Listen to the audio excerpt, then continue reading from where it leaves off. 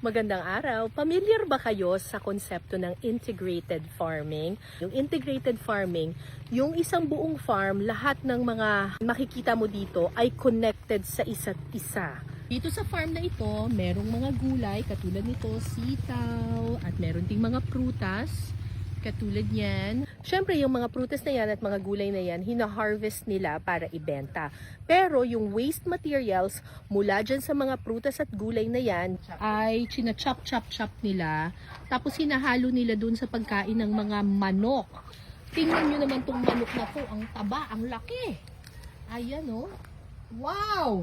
Meron din sila ditong mga bibe.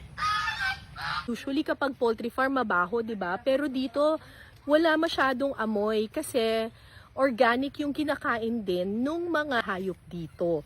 Siyempre mag-iisip kayo, ano ngayon ang mangyayari dun sa poops nila, di ba? Iipunin nila yon, tas ilalagay nila sa compost at ito naman ang magiging fertilizer. Ito naman yung mga waste materials mula sa nyog. Ito, hindi ito itatapon.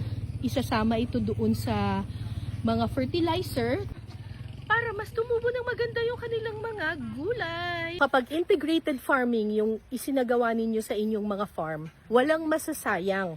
Kasi kahit yung mga waste materials, pwedeng mapakinabangan. So dito sa farm na ito, magkakaugnay ang lahat.